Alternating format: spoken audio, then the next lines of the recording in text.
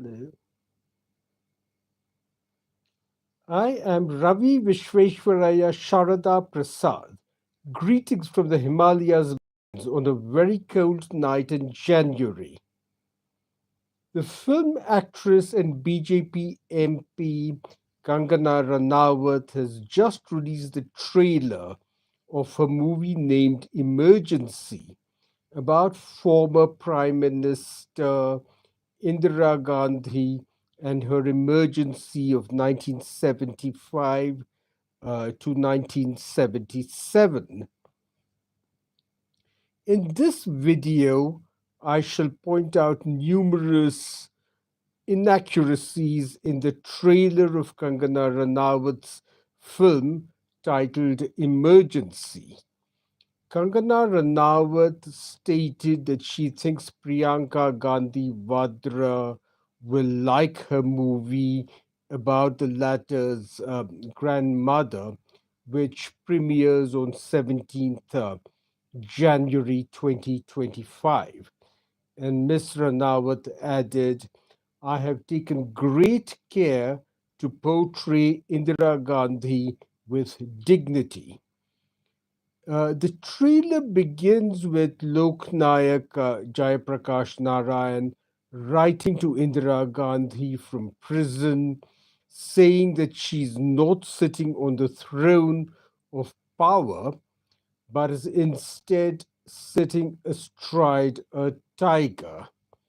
A later scene in the trailer has a voiceover stating that this tiger has eaten up India's democracy.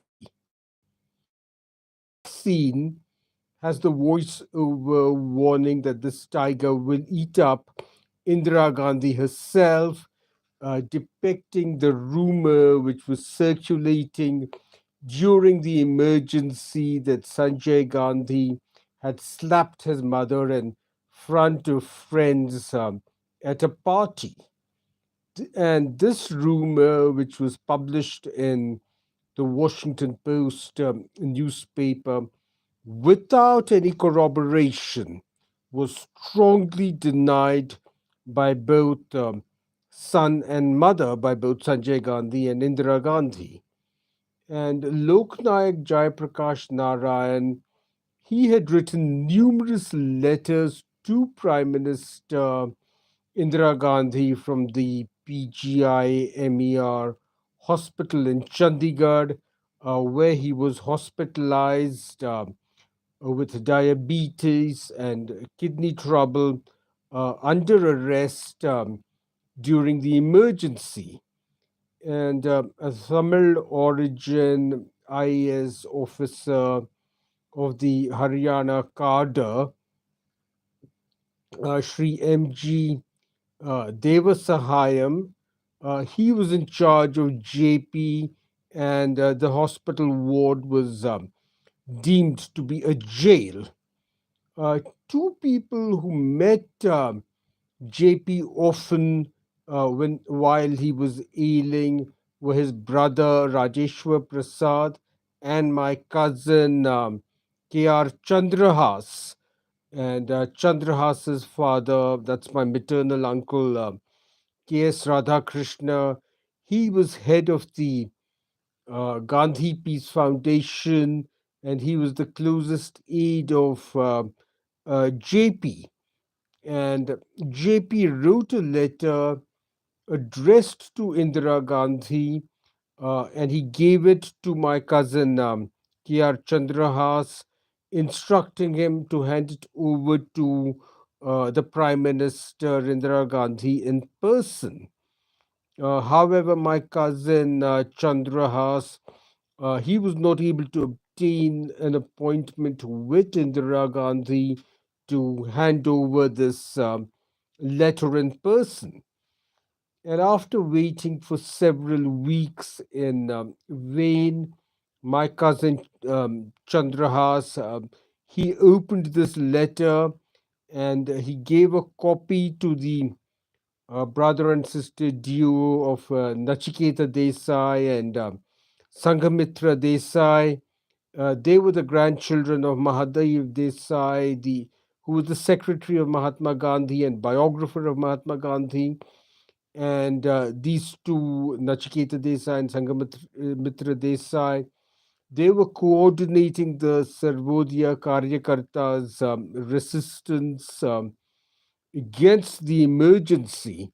And Nachiketa Desai and Sanghamitra Desai, they cyclo-styled and distributed JP's hard-hitting letter, which castigated Indira Gandhi, and they distributed this among the Sarvodaya Karyakartas who were in the forefront of the resistance against the emergency. And MG Devasahayam, he was an IAS officer and he was then the district magistrate of Chandigarh. And he recounted another instance of a letter which met a very mysterious fate. After her efforts to reach a compromise with Jayaprakash Narayan had been sabotaged by her son Sanjay Gandhi and his cabal. As a very last resort, Indira Gandhi, she requested Lord Fenner Brockway to negotiate on her behalf with JP. And since I have described these in great detail in my numerous published articles and in videos on my YouTube channel, so I will skip giving the details here of these negotiations. But after Indira Gandhi declared the emergency and she arrested JP, then Lord Fenner Brockway, he led an international campaign for the release of JP and for the restoration of democracy. And in early November 1975, Lord Fenner Brockway wrote a letter to JP and he sent the sealed envelope to Indira Gandhi with a cover note requesting her to forward his letter to JP. And Indira Gandhi immediately did so, and she added a cover letter where she very profusely apologized to JP for imposing the emergency and for imprisoning him. And Indira Gandhi, in this letter, she appealed to JP once again, pleading with him to come to an understanding with her so that democracy could be restored quickly. And JP was touched by this letter from his best friend's daughter, and he intended to respond positively. However, JP's health deteriorated suddenly, and he was in a near death situation. And JP had decided that his response to Indira Gandhi should not be hasty, but should be carefully thought through and worded appropriately and tactfully. So he set aside these letters until he felt well enough to reply. And after a few days, when JP felt better, he decided to reply to Lord Fenner Brockway and to Indira Gandhi. And he and Devasahayam, MG Devasahayam, they were absolutely shocked and horrified to find that both these letters were missing. And this is indeed a real mystery as to how these letters could go missing from a carefully guarded hospital room. And my surmise is that Sanjay Gandhi and his cabal had engineered this disappearance. And as I've described in my numerous published articles and in videos on my YouTube channel, Sanjay Gandhi and his cronies had sabotaged the efforts made by my father and by my maternal uncle to reconcile JP and Indira Gandhi. And the disappearance of these letters from JP's heavily guarded hospital room that convinced MG Devasahayam that to avoid further foul play, JP should be transferred immediately out of PGI MER Chandigarh to Jaslok Hospital in Mumbai. And this riding a tiger motif runs throughout Kangana Ranawat's trailer on the emergency movie. And in this context of riding a tiger, the cultural czarina and biographer of Indira Gandhi, Pupul Jayakar, she had claimed that her guru, the philosopher Jiddu Krishnamurti, that he should be given the credit for persuading Indira Gandhi to hold the elections because she had confided to him on 28th October 1976. I am riding on the back of a tiger. I do not mind the tiger killing me, but I do not know how to get off its back. So, this is what Indira Gandhi had said to Jiddu Krishnamurti, that she had confided about her dilemma and the problems confronting her. And Jiddu Krishnamurti had then replied to Indira Gandhi that since she was much more intelligent than the tiger, if she thought deeply enough about her situation, then the answer would present itself to her.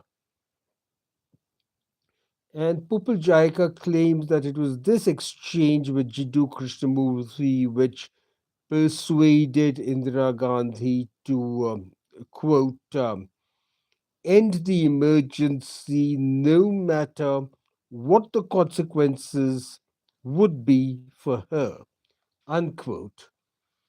But even though Indira Gandhi was by then, by October 1976, deeply troubled by how the emergency was playing out, attributing a cause and effect to this vague generalized response of Jiddu Krishnamurti seems really very far fetched to me. And again, Kangana Ranawat's trailer depicts President Fakhruddin Ali Ahmad telling Indira Gandhi that a resolution by the entire cabinet would be necessary for declaring an emergency. And the trailer shows Indira Gandhi replying, "मैं ही cabinet हूँ Rashtrapati ji." That is, I myself am the cabinet, Mr. President. But it is extremely unlikely that Indira Gandhi would have said this. She was not a megalomaniac. And President Fakhruddin Ali Ahmed's image has been very unfairly tarnished, in my opinion, because of Abu Abraham's cartoon in the Indian Express newspaper depicting him signing the uh, ordinance in his bathtub. However, while the cabinet was formed about the emergency, Indira Gandhi and Siddharth Shankar Ray had met the president several times in the 3 days preceding the declaration of the emergency, and R.K. Dhawan, he too confirmed later that Indira Gandhi and Siddharth Shankar Ray had met the president numerous times in the time period between 21st June 1975 and 25th June 1975. And R.K. Dhawan's brother K.L. Dhawan was the private secretary to the president. Of course, nobody knows what Indira Gandhi discussed with the president, but President Fakhruddin Ali Ahmad wrote a note in his private journal about his signing of the emergency proclamation. However, his son, Justice Badr Durrez Ahmed, and he had worked as an advocate in Siddharth Shankar Ray's chambers. So the president's son, Justice Ahmed, destroyed it because of its extreme sensitivity. The final scene of Kangana Ranawat's trailer depicts Indira Gandhi speaking to the press and declaring, India is Indira and Indira is India. But again, Indira Gandhi never ever said this herself. Indira Gandhi was just far too polished and suave to act like a tin pot dictator. And I said earlier, she was not a megalomaniac.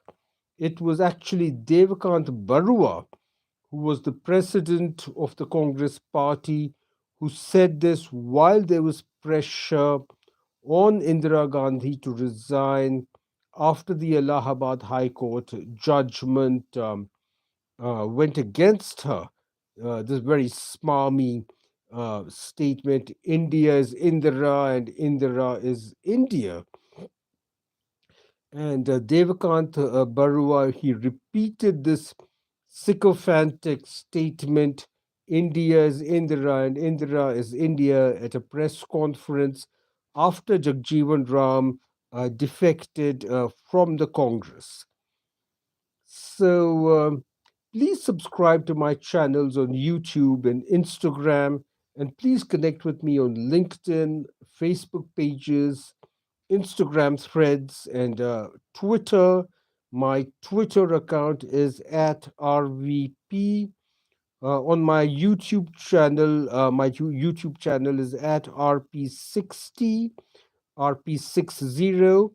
I will be uploading several more videos about politics, the economy, business and industry, and about technology. So please subscribe to my YouTube and Instagram channels. My Twitter account is at RVP. My YouTube channel is at RP60. So this is Ravi Visvesvaraya, Sharada Prasad, saying goodbye on a very cold January night in the Himalayas mountains.